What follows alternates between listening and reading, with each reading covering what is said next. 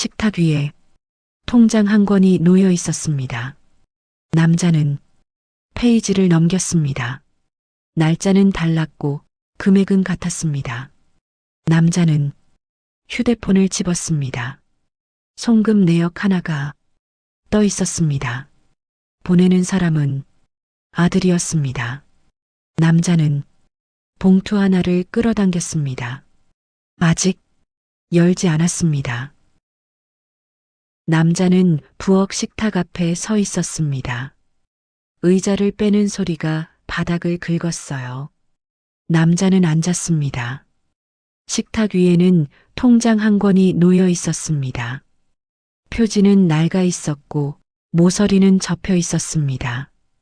남자는 통장을 집어들었습니다.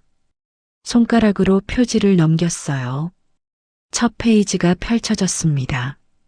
숫자들이 줄을 이뤘습니다. 남자는 첫 줄을 내려다봤습니다. 날짜가 적혀 있었고 그 옆에 금액이 있었습니다. 두 번째 줄도 같았습니다. 날짜만 달랐고 금액은 같았습니다. 남자는 손가락을 옮겨 세 번째 줄을 짚었습니다. 날짜는 한 달 뒤였고 금액은 변하지 않았습니다. 네 번째 줄도 같았습니다. 다섯 번째, 여섯 번째도 같았습니다. 줄 사이 간격도 같았고 숫자도 같았습니다. 남자는 페이지를 넘겼습니다. 다음 장에도 같은 패턴이 이어졌습니다. 같은 날짜 간격, 같은 금액이었습니다. 남자는 손가락으로 날짜를 따라갔습니다. 1월, 2월, 3월. 손가락이 멈췄습니다. 4월 옆 숫자를 다시 봤습니다. 입술이 움직였지만 소리는 나지 않았습니다. 남자는 통장을 식탁 위에 내려놓았습니다. 펼쳐진 채로 두었습니다. 잠시 그대로 앉아 있었습니다. 벽식의 초침 소리만 들렸습니다. 남자는 통장을 다시 집어들었습니다. 이번에는 뒷장으로 넘겼습니다. 5월, 6월, 7월. 줄은 계속 이어졌습니다. 남자는 한 장을 더 넘겼습니다. 8월이 나왔고 9월도 있었으며 10월까지 기록돼 있었습니다. 남자는 통장을 덮었습니다. 표지가 다시 보였습니다. 은행 로고는 색이 발에 있었습니다. 남자는 통장을 두 손으로 감쌌습니다. 잠시 후 통장을 식탁 중앙에 놓았습니다. 정확히 가운데였습니다. 남자는 통장을 내려다봤습니다. 눈을 감았다가 다시 떴습니다. 남자는 통장을 다시 열어 첫 페이지로 돌아갔습니다. 첫 줄을 다시 읽었습니다. 손가락을 날짜 위에 얹었습니다. 누르지는 않았습니다. 그냥 올려둔 채였습니다. 남자는 통장을 덮었습니다. 이번에는 밀지 않았습니다. 통장은 남자 바로 앞에 있었습니다. 둘 사이 거리는 손 뻗으면 닿을 정도였습니다. 남자는 움직이지 않았습니다. 부엌에는 통장과 남자만 있었습니다. 남자는 휴대폰을 집어들었습니다. 화면이 켜졌습니다. 알림 하나가 떠 있었습니다. 아들 이름이 찍혀 있었습니다. 남자는 화면을 눌렀습니다. 송금 내역이 나타났습니다. 은행 로고가 보였고 이체 완료라는 글자가 있었습니다. 남자는 화면을 아래로 내렸습니다. 받는 사람 계좌번호가 나왔습니다. 뒷자리 4개만 보였습니다. 남자는 고개를 돌려 식탁 위 통장을 봤습니다. 다시 휴대폰 화면으로 시선을 옮겼습니다. 금액이 적혀 있었습니다. 큰 글씨였습니다. 남자는 숫자를 하나씩 따라갔습니다. 쉼표를 지나갔습니다. 남자는 화면을 더 아래로 내렸습니다. 이체 날짜가 나왔습니다. 이번 달 15일이었습니다. 남자는 손가락을 날짜 위에 올려두었습니다. 누르지는 않았습니다. 남자는 휴대폰을 식탁 위에 내려놓았습니다. 송금 내역이 그대로 보였습니다. 남자는 통장을 집어들었습니다. 최근 페이지를 펼쳤습니다. 15일 입금 내역이 있었습니다.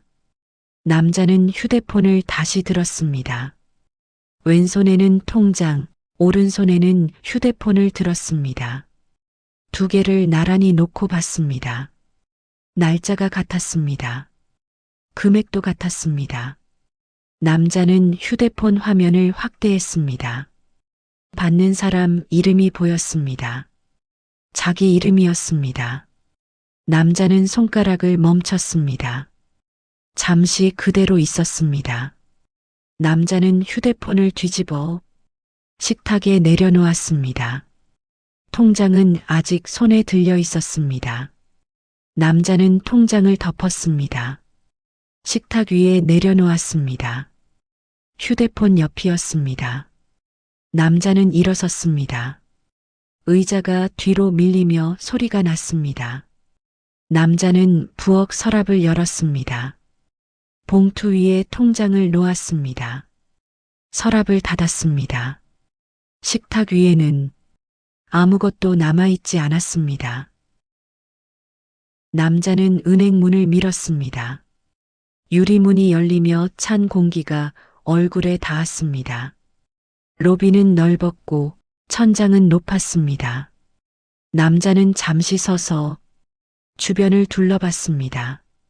대기 의자가 보였고 번호표 발급기가 보였습니다. 남자는 발급기 앞으로 갔습니다. 화면을 한번 눌렀습니다. 기계 안에서 소리가 났고 종이가 나왔습니다. 남자는 번호표를 받아 손에 쥐었습니다. 대기 의자에 앉았습니다. 무릎 위에 번호표를 올려두었습니다. 전광판 숫자가 움직였습니다. 남자는 번호표만 내려다봤습니다. 잠시 후 호출 소리가 들렸습니다. 남자는 자리에서 일어났습니다. 창구 쪽으로 걸어갔습니다. 유리창 앞에 섰습니다. 직원이 고개를 들었습니다. 남자는 통장을 꺼내 유리 아래로 밀었습니다. 직원은 통장을 펼쳤습니다. 키보드를 눌렀습니다. 타자 소리가 이어졌고 프린터가 돌아가기 시작했습니다. 종이가 나왔습니다. 처음 한 장이었습니다. 곧바로 다음 장이 이어졌습니다. 종이는 길었습니다. 테이블 끝까지 내려왔습니다. 남자는 그 길이를 그대로 보고 있었습니다. 프린터가 멈췄습니다. 직원은 종이를 모아 반으로 접었습니다. 한 번 더 접었습니다. 통장과 함께 유리 아래로 밀었습니다. 남자는 출력지를 받았습니다. 통장도 함께 받았습니다. 고개를 숙이고 창구에서 물러났습니다. 잠시 후 은행 출입구 앞 남자는 문 앞에서 멈췄습니다. 가방을 열었습니다. 출력지를 안쪽에 넣었습니다. 통장도 함께 넣었습니다. 지퍼를 닫았습니다. 문을 밀고 밖으로 나갔습니다. 햇빛이 얼굴에 닿았습니다. 남자는 걸음을 옮겼습니다. 은행 건물에서 멀어졌습니다. 남자는 현관문을 열고 들어왔습니다. 신발을 벗고 식탁 앞으로 갔습니다. 가방을 올려놓고 안에서 종이를 꺼냈습니다. 접힌 출력지였습니다. 통장도 함께 나왔습니다. 출력지를 식탁 위에 펼쳤습니다. 종이는 길었습니다. 식탁 절반을 덮었습니다. 남자는 위쪽을 보지 않았습니다. 바로 아래로 시선을 내렸습니다. 줄지어 있는 기록들 사이에서 손가락이 멈췄습니다. 같은 날짜가 보였습니다. 남자는 부엌 서랍을 열었습니다. 노란 형광펜을 꺼냈습니다. 아무 생각 없이 그 줄 위에 선을 그었습니다.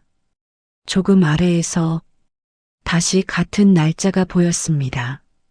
남자는 또 선을 그었습니다. 그 아래도 같았습니다. 형광펜이 다시 움직였습니다. 출력지 위에는 노란 줄이 이어졌습니다. 남자는 형광펜을 내려놓았습니다. 이번에는 서랍을 다시 열었습니다. 서류 묶음을 꺼냈습니다. 클립을 풀었습니다. 몇 장을 넘기다 한 장에서 멈췄습니다. 위임장이었습니다. 남자는 그 종이를 출력지 옆에 놓았습니다. 두 종이가 나란히 놓였습니다. 남자는 위임장 맨 아래를 봤습니다. 날짜가 적혀 있었습니다. 출력지 첫 번째 노란 줄을 봤습니다. 두 날짜를 번갈아 봤습니다. 그 다음 줄도 봤습니다. 모두 같은 간격이었습니다. 한 달씩 떨어져 있었습니다. 남자는 아무것도 적지 않았습니다. 말도 하지 않았습니다. 위임장을 반으로 접었습니다. 출력지도 접었습니다. 통장을 함께 모았습니다. 봉투 하나를 꺼냈습니다.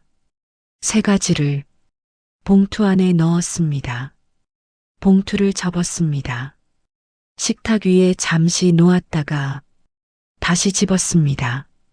서랍을 열어 봉투를 넣었습니다. 서랍을 닫았습니다. 식탁 위에는 아무것도 남지 않았습니다. 남자는 그 자리에 잠시 서 있었습니다. 남자는 서랍을 열었습니다.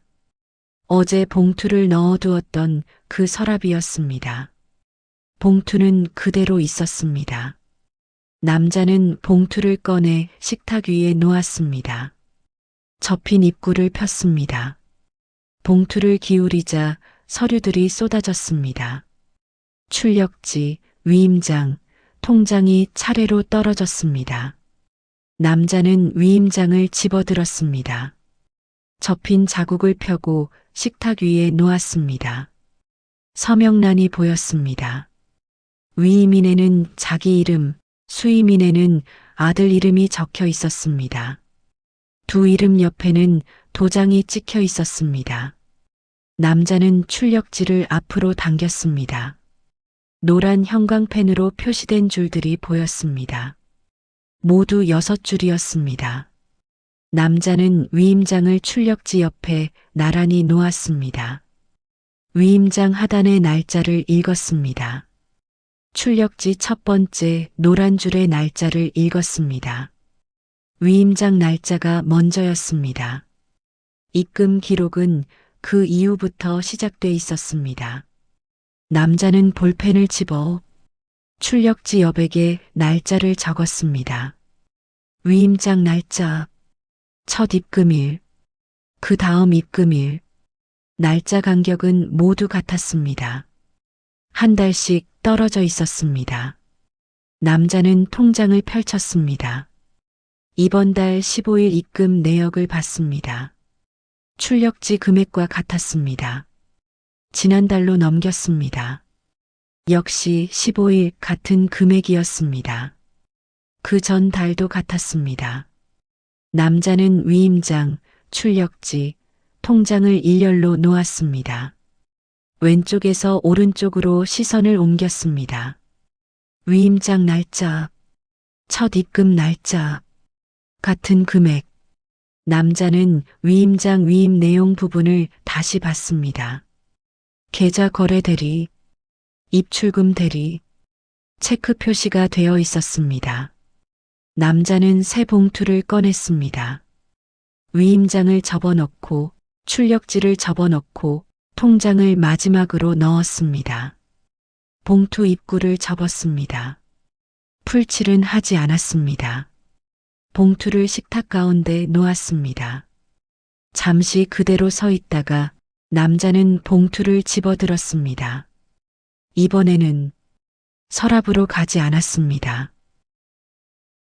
남자는 봉투를 들고 아들 집으로 갔습니다.